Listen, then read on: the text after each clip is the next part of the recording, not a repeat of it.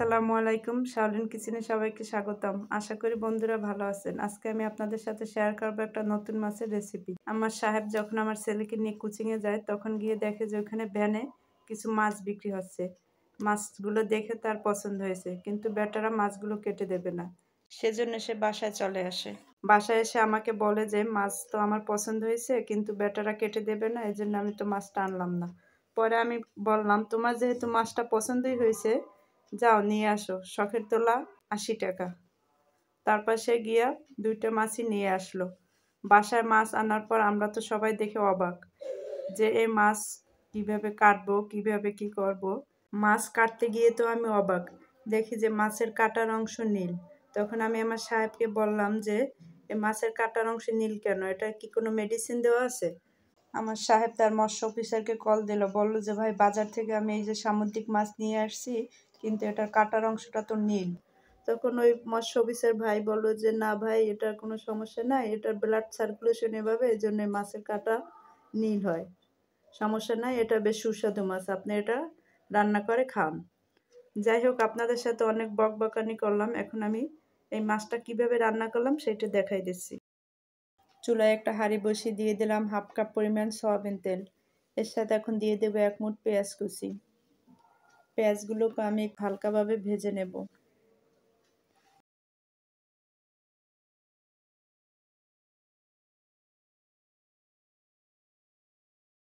এর সাথে এখন দিয়ে দেব 2 চা চামচ পেঁয়াজ পেস্ট, 1/2 চামচ রসুন পেস্ট, 1 চা চামচ আদা পেস্ট।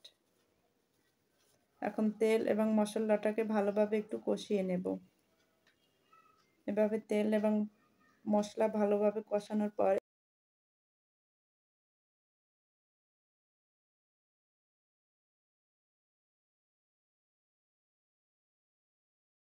চা চামচ হলুদ গুঁড়া, 1 চামচ মরিচ গুঁড়া, 1 চামচ ধনে গুঁড়া, দিয়ে দিচ্ছি স্বাদ মতো লবণ। এখন একটু নেড়ে চেড়ে মিক্সড করে নিচ্ছি।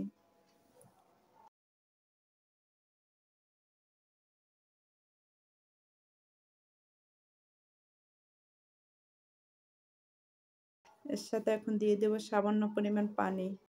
সামান্য পরিমাণ পানি দিয়ে মশলাটাকে আরো ভালোভাবে কষিয়ে নেব। মশলাটা যত কষানো হবে, মাছটা খেতে বেশ মজা হবে। দেখুন বন্ধুরা, ওখান থেকে আমি কিছু মাছ কেটে ধুয়ে পরিষ্কার করে এখানে নিয়ে নিছি।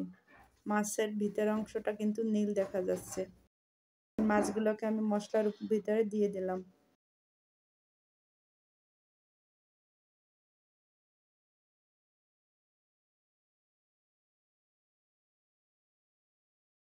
এভাবে কিছু সময় রান্না করব।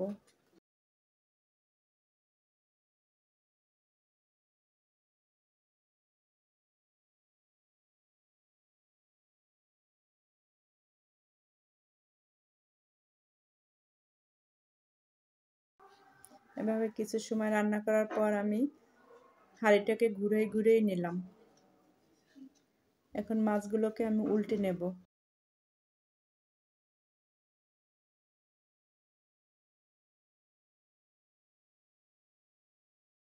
মাছগুলোকে আলতো হাতে উল্টাতে হবে যাতে ভেঙে না যায়।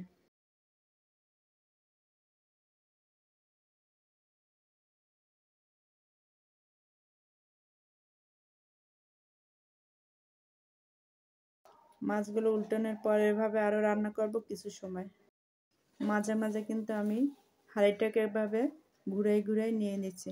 এর সাথে এখন দিয়ে দিচ্ছি 1/2 কাপ ফুটন্ত গরম পানি।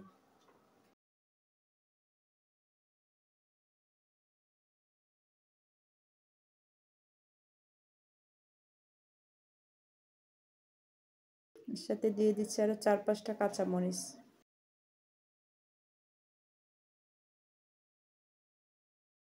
এভাবে রান্না করব কিছু সময়। এর সাথে দিয়ে দিচ্ছি 1/2 চা চামচ জিরা গুঁড়ো।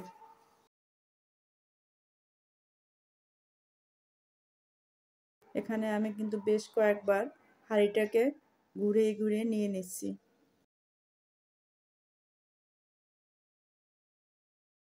এর সাথে এখন দিয়ে দেব কিছু ধনেপাতা কুচি। ধনেপাতা কুচি দিয়ে আরো কিছু সময় রান্না করব।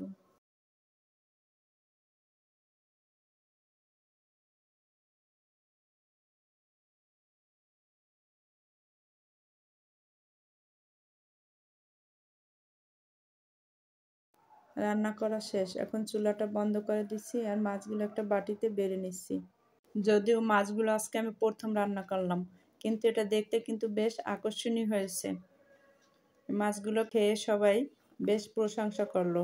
আমার বাসায় আমার বাচ্চারা, আমার সাহেব খেয়ে সবাই খুব খুশি হলো। আপনাদের যদি আমার এই সামুদ্রিক কাকিয়া মাছের রেসিপিটি ভালো লেগে থাকে, তাহলে আমার ফেসবুক পেজকে ফলো করবেন এবং লাইক, কমেন্ট, শেয়ার করবেন এবং আমার ইউটিউব চ্যানেলকে সাবস্ক্রাইব করে বেল আইকনটি বাজিয়ে রাখবেন যাতে নতুন ভিডিও পেতে পারেন। সবাই ভালো থাকবেন, সুস্থ থাকবেন। আল্লাহ হাফেজ।